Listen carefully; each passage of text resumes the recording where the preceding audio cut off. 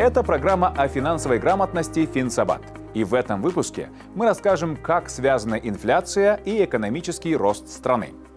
Инфляция – это увеличение общего уровня цен на товары и услуги в экономике страны в течение определенного периода времени. Это может происходить по разным причинам. Например, из-за увеличения спроса на товары и услуги, ограниченности предложения, повышения налогов, уменьшения производительности и так далее. Как правило, инфляция может негативно сказаться на экономике, так как она может уменьшить покупательную способность денег и повысить неопределенность в экономике.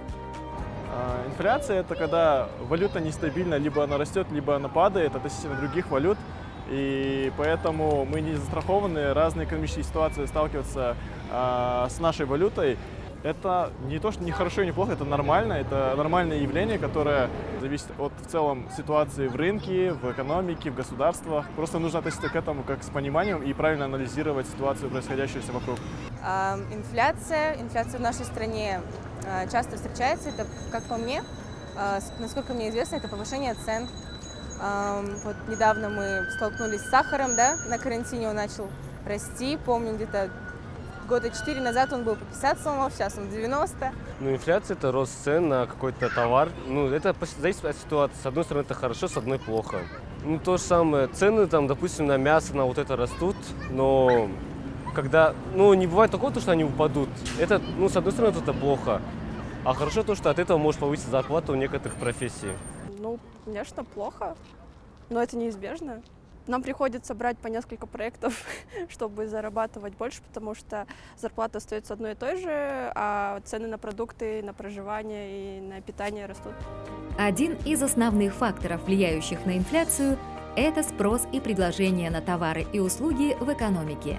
Если спрос на товары и услуги превышает их предложение, цены на них начинают расти. Кроме того, изменения в уровне налогов, экономические кризисы, изменение валютных курсов и повышение зарплаты могут также способствовать увеличению инфляции. Умеренный уровень инфляции является стимулом экономического роста, поскольку он создает условия для стимулирования потребительского спроса и инвестиций в экономику. Кроме того, низкий уровень процентных ставок и льготные кредитные средства также могут стимулировать экономический рост, так как это может позволить компаниям и частным лицам инвестировать в экономику. Умеренная инфляция имеет несколько позитивных аспектов для экономики. Во-первых, она может помочь стимулировать рост экономики. Если инфляция умеренная до 10% в год, то это означает, что цены на товары и услуги растут медленно и равномерно, что может стимулировать потребление и инвестиции. Большинство потребителей и инвесторов предпочитают покупать и инвестировать в период умеренной инфляции, поскольку они могут ожидать, что их доходы и прибыли также будут увеличиваться. Кроме того, умеренная инфляция может помочь сократить долговую нагрузку, поскольку она может уменьшить реальную стоимость задолженности. Льготные кредитные средства также могут стимулировать экономический рост, поскольку они могут помочь предприятиям и частным лицам инвестировать в новые проекты и развивать их бизнес. Если кредитные средства доступны по низкой ставке, то это может привлекать инвестиции и способствовать росту экономики. Банки и другие финансовые институты могут также быть более склонны к предоставлению кредитов в период умеренной инфляции, поскольку они могут ожидать доходы заемщиков и будут со временем расти.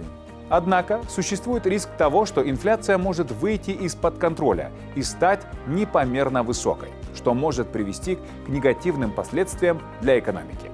Галопирующая инфляция до 50% в год. Кризисная ситуация для экономики. Деньги обесцениваются быстро. Банкам становится невыгодно выдавать кредиты. Хранить деньги на депозитах и вовсе нет смысла, поэтому население предпочитает тратить накопления. Спрос растет, а это снова приводит к повышению цен. Гиперинфляция до десятков тысяч процентов в год. Такое происходит, когда объем импорта превышает объем экспорта, и государство печатает все новые деньги, пытаясь остановить отток капитала. Население и предприятия переходят к натуральному обмену, так как цены даже за один день могут вырасти в разы. Примером галопирующей инфляции Может быть кризис на постсоветском пространстве в 90-е годы.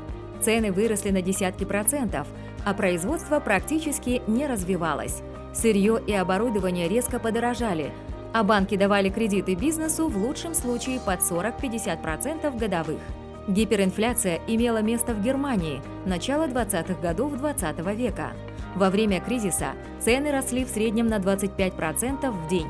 Деньги стремительно обесценивались, а люди старались тратить всю зарплату сразу.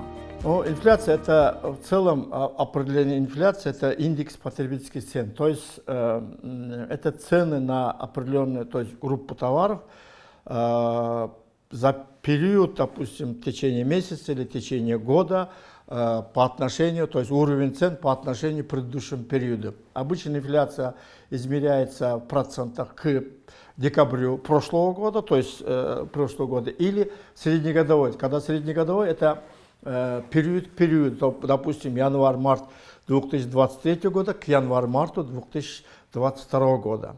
Это именно общий уровень цен.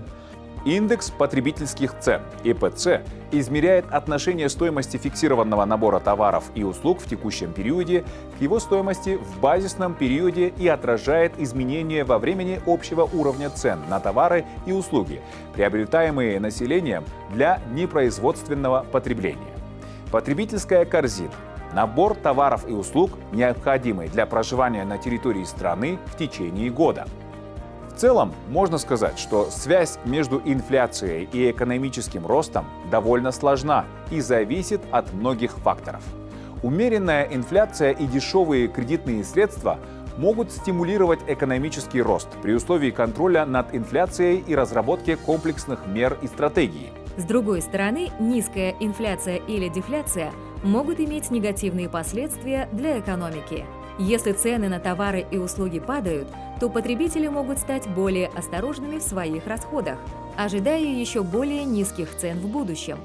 Это может привести к уменьшению спроса и производства, что может снизить экономический рост. Дефляция, конечно, нежелательна в Кыргызской республике, так как я уже говорил, что при дефляции это снижение цены, то есть минусовые показатели от 100 и ниже. Да, дефляция происходит в сезонном факторе. Если, допустим, в настоящее время цена на свежие овощи, да, высокие, допустим, сейчас огурцы стоят свыше 100 сомов, помидоры под 200. К сезону, когда пройдет всеобщий сбор урожая, тогда он снижается, тогда происходит снижение, минусовые показатели. Но в целом по году, если годовое исчисление, обычно у нас в Кыргызстане не было такой ситуации, чтобы была дефляция. Таким образом, умеренная инфляция может оказать положительное влияние на экономический рост страны, позволяя предприятиям увеличивать производство и занятость, а также стимулируя потребление и инвестирование. Однако, если инфляция не контролируется, она может привести к серьезным последствиям для экономики и общества в целом. Это была программа о финансовой грамотности Финсабат.